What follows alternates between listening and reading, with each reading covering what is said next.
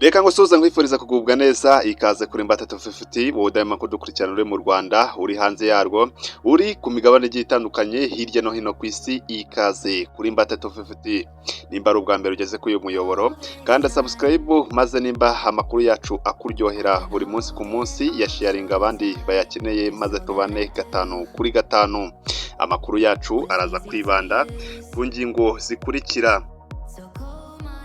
Perezida Paul Kagame yerekanye inyungu u Rwanda rukura mu gukuriraho abarusura viza. Umukinnyi wa Porono atabariza leta y'u Rwanda ko yakurikirana ikirego cye yuko yagurishijwe mu biriya bihugu by'i Burayi abeshywa ngo agiye gushakirwa akazi naho bamujyanye mu mikino ya Porono. Aratabariza leta y'u Rwanda ngo ikurikirane ikirego cye ko ashaka ko cyakurikiranwa kikajyanwa mu bushinjacyaha.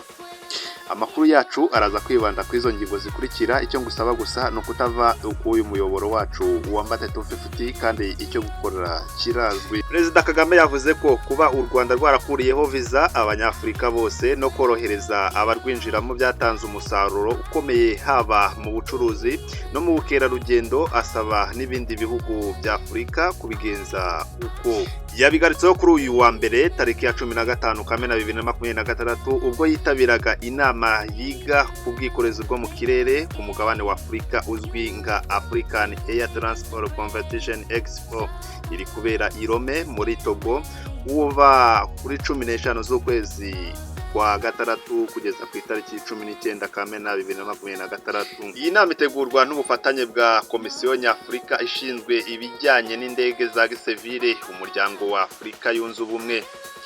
Ihuza abaminisitiri bafite ubwikorezi mu nshingano, abayobozi b'ibigo by'indege za gisivile, abayobozi b'ibigo by'indege n'ibibuga by'indege. Yitabirwa kandi n'abayobozi b'inganda, abashoramari n'abafatanyabikorwa b'ubwikorezi bwo mu kirere. Mu kiganiro Perezida Paul Kagame yatanze yavuze ko isoko rusange ryakora neza ari uko amategeko n'amabwiriza byakubahirizwa mu bihugu bitandukanye. Perezida Paul Kagame yavuze ko urwo rwego rushinzwe kugenzura no kuyobora iyi mirimo ruhari, igisabwa ari uko ibihugu byose byarushyigikira ko ibyo byose kandi bikwiriye no kubahirizwa ku mategeko agenga viza. U Rwanda rumaze imyaka hafi 8 rushyize mu bikorwa gahunda yo gukuriraho viza abanyafurika. Ibi bintu byatanze umusaruro ufatika mu nguni zose haba mu gukurura ishoramari no kongera umusaruro w'ubukerarugendo n'ibindi. Muri 2025 mu Rwanda handitswe ishoramari rifite agaciro ka miliyari 2,062 by'amafaranga ya Leta Zunze Ubumwe za Amerika ikubiye mu mishinga 799 yanditswe ivuye kuri 612 mu mwaka w'ibihumbi 2024.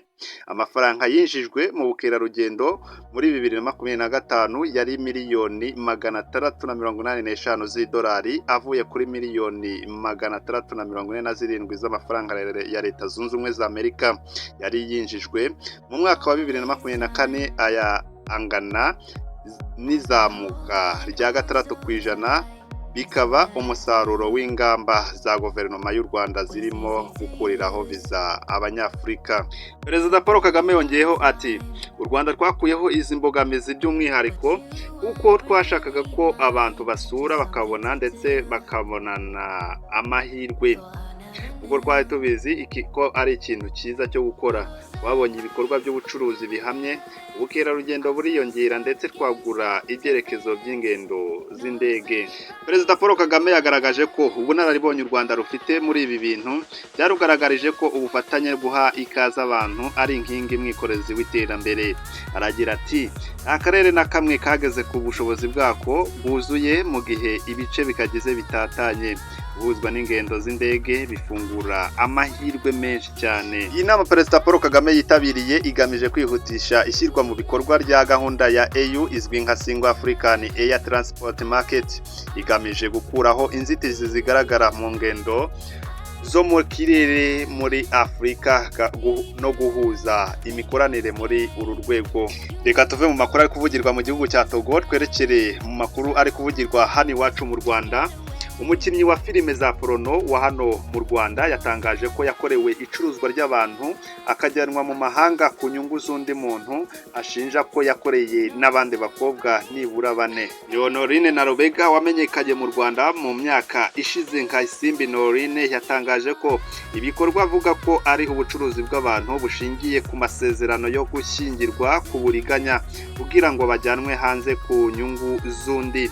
Yashinje umugabo ukomoka mu burasirazuba bwa Kongo ufite ubwenegihugu bwa Finland wagiye muri icyo gihugu cy'Iburayi aciye mu Rwanda k'impunzi. Umugabo yashinze cyangwa inzego z'iperereza ku byaha mu Rwanda ntacyo baravuga ku byo yatangaje.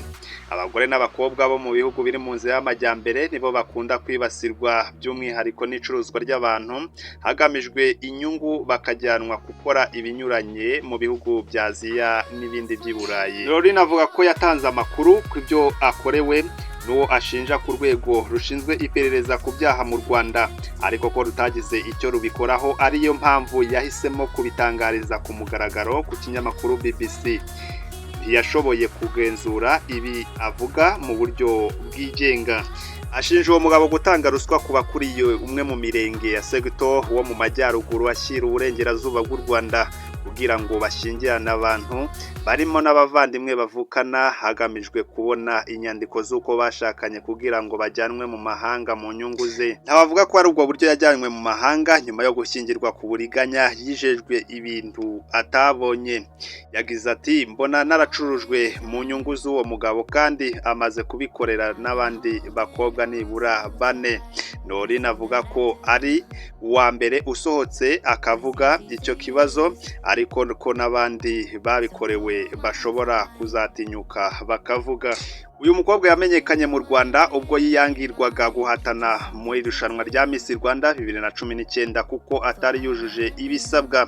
Nyuma yaje kugaragara yarafunguye urubuga rwa OnlyFans, urubuga rw'abiyandikisha kugira ngo bahabwe amashusho y'ubwambure. Nyuma yaje gutangaza ko asigaye akina filime za porono i Burayi n'ubwa mbere avuze ko yajyanywe mu buryo bw'icuruzwa ry'abantu.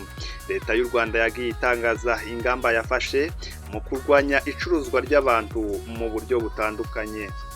Muri izo ngamba harimo itegeko ryo muri 2018 rishyiraho ibihano ku icuruzwa ry'abantu no gushakira inyungu mu bandi mu bikorwa birimo guha cyangwa gushakira undi akazi, utwara, wimura, ushaka cyangwa kwakira undi muntu hakoreshejwe ibirimo ibikangisho, uburiganya, ubushukanyi, kubonerana kubera ububasha ufiteho cyangwa kubera ari umunyantege nke n'ibindi. Muri izo ngamba harimo itegeko ryo mu mwaka wa 2018 rishyiraho ibihano ku icuruzwa ry'abantu no gushakira inyungu mu bandi mu bikorwa birimo guha cyangwa gushakira undi akazi, utwara, wimura, ushaka cyangwa kwakira undi muntu hakoreshejwe ibirimo ibikangisho, uburiganya, ubushukanyi, kubonerana kubera ububasha ufite cyangwa kubera ko ari umunyantege nke n'ibindi. Reka amakuru yacu tube tuyasoreje hano. Nimba ari ubwa mbere ugeze kuri uyu muyoboro, kwibutsa gukana subscribe kandi nimba amakuru yacu akuryoheye yasharinga abandi bayakeneye maze tubashe kubana 5 kuri 5. Ari kumwe nanjye Mbate Tufiti. Reka tubonane mu makuru yacu akurikira. Ciao ciao.